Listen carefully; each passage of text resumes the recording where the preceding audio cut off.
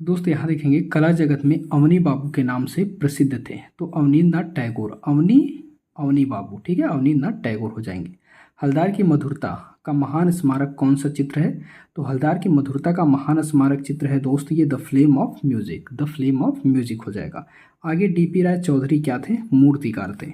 कौन से प्रसिद्ध कलाकार थे जो अपने उपनाम में मास्टर मोशाय, ठीक, क्या मास्टर मोशाय, मास्टर मोशाय के नाम से प्रसिद्ध थे? तो दोस्त नंदलाल बोस हो जाएंगे, बोस और मोशाय, ठीक है, नंदलाल बोस हो जाएंगे आपके मास्टर मोशाय। अवनी बाबू ने जिस छोटे से स्कूल की स्थापना की, अवनी बाबू ने जिस छोटे से स्कूल की स्थापना की वह किस नाम से विख्यात हुआ? तो दोस्त वो बंगाली स्कूल के नाम से विख्यात हुआ। अवनी बाबू बंगाल स्कूल। अवनींद्रनाथ टैगोर का पूर्णतः भारतीय शैली में बना प्रथम चित्र क्या हो जाएगा? अवनींद्रनाथ टैगोर की बात कर रहा है। अवनींद्रनाथ टैगोर या ठाकुर का पूर्णतः भारतीय शैली में बना चित्र क्या हो जाएगा? शुक्लाभिसारे। अवनींद्रनाथ टैगोर के कुल कितने चित्र बने हैं? तो दोस्त 400 चित्र बने हैं। अवनींद्रनाथ टैगोर के कुल 400 चित्र बने हैं। अगला देखते हैं, यहाँ कह रहा है डीपी राय चौधरी की कृति श्रम की विजय ना, ट्रम्प ऑफ लेबर। तो ये क्या है दोस्त? श्रम की विजय कहाँ पर संरक्षित है? तो राष्ट्रीय आधुनिक संग्रहालय नई दिल्ली, नई दिल्ली में संरक्षित है। भारतीय चित्रकला के नवीन जागृति के पिता कहे जाते हैं तो एन टैगोर यानी अवनींद्रनाथ टैगोर। नवीन जागृति के पिता किसे कहते हैं दोस्त? नवीन जागृति के पिता कहते हैं एन टैगोर, अवनींद्रनाथ टैगोर को। आगे देखते हैं यहाँ, ठीक, यहाँ कह रहा है संथाल, संथाल स्त्रियों को किस कलाकार ने प्रमुख रूप से चित्रित किया है? तो दोस्त ये हो जाएंगे आपके नंदलाल बोस। ये बहुत ही इंपॉर्टेंट हो जाता है, बहुत बार पूछता है दोस्त, ठीक। तो संथाल स्त्रियों की बात करेगा तो नंदलाल बोस हो जाएंगे। बंगाल शैली के चित्रकारों ने किस तकनीकी का प्रयोग किया है दोस्त? तो वास तकनीकी का प्रयोग किया है। बंगाल शैली के चित्रकारों ने वास तकनीकी का प्रयोग किया है। देवलालीकर, ठीक, क्या हो जाएगा? देवलालीकर ने हुसैन ने कहाँ पेंटिंग की शिक्षा ग्रहण की? देवलालीकर से हुसैन ने, देवलालीकर से हुसैन ने कहाँ पेंटिंग की शिक्षा ग्रहण की? तो इंदौर में ग्रहण की, ठीक। वह कौन सा कलाकार है जो भैंसों के कलाकार के नाम से प्रसिद्ध था? तो परमानंद चोयल। चोयल से याद रखिएगा चोकर, तो भैंस गाय क्या खाते हैं? चोकर। तो भैंसों का कलाकार अगर कहेगा तो परमानंद चोयल हो जाएंगे, ठीक। आगे देखते हैं भाई, यहाँ कह रहा है, अच्छा ऐसे देखेंगे, यहाँ कह रहा है कि विचित्रा क्लब की स्थापना जोरासांको में कब हुई थी? तो 1915 में। तो विचित्रा क्लब की स्थापना की बात करेगा 1915 में हुई थी। इनमें से कौन अवनींद्रनाथ टैगोर का शिष्य था? अवनींद्रनाथ टैगोर का शिष्य था डीपी राय चौधरी। इनमें से कौन एन टैगोर का शिष्य था? डीपी राय चौधरी। जापानी वास्तुचित्रों से कौन प्रभावित कलाकार है? तो जापानी वास्तुचित्रों से दोस्त अवनींद्रनाथ प्रभावित है, ठीक है।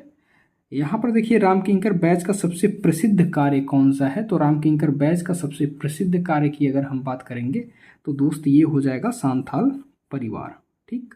आगे देखते हैं Mayo college of arts and craft. Mayo college of arts and craft Lahore 1875 के प्रथम प्राचार्य थे तो लॉकवुड किपलिंग। प्रथम प्राचार्य हो जाएंगे मेयो स्कूल के तो लॉकवुड किपलिंग। जख्म, जख्म नामक शीर्षक कृति के रचनाकार कौन है? तो दोस्त सोमनाथ होर हो जाएंगे। देखो जख्म जब होता है ना तो क्या करोगे? सोमनाथ यानी शंकर के पास जाओगे, शंकर भगवान के पास जाओगे, सोमनाथ होर, ठीक है, सोम और नाथ। बंगाली या बंगाल शैली के जनक कौन है? तो अवनींद्रनाथ टैगोर, ठीक है भाई। नेक्स्ट, वास पेंटिंग का आरंभ किस महाविद्यालय से हुआ? तो कलकत्ता महाविद्यालय से। वास पेंटिंग का आरंभ दोस्त कलकत्ता महाविद्यालय से हुआ। आगे देखते हैं यहाँ पर सैलोज, सैलोज मुखर्जी की कला किस प्रकार की है? तो रंगवादी। सैलोज मुखर्जी की कला कैसी है? रंगवादी। निम्न में से कौन मूर्तिकार है? तो दोस्त डीपी राय चौधरी हो जाएंगे मूर्तिकार।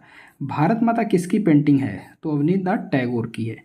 अच्छा, एक और भारत माता की पेंटिंग है जो विवादित रही है, वो किसकी रही है बताइएगा। क्षितिज नाथ मजूमदार कौन सी कला विधा से जुड़े थे? ठीक है, इसको आप कमेंट में बताइएगा। भारत माता की एक और कौन सी है जो विवादित रही? सत्येंद्रनाथ मजूमदार कौन सी कला विधा से जुड़े हैं? तो सत्येंद्रनाथ मजूमदार की बात हो जाएगी तो वॉस चित्रकला से जुड़े हैं। आगे दोस्त देखते हैं, बंगाल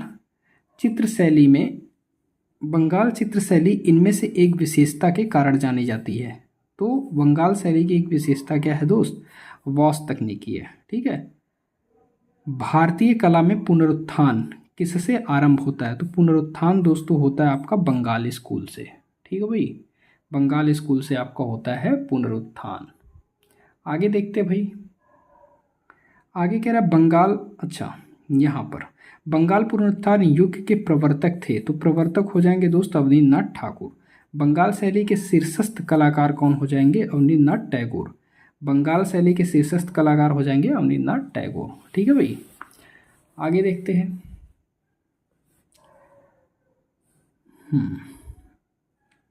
तो यहाँ भारतीय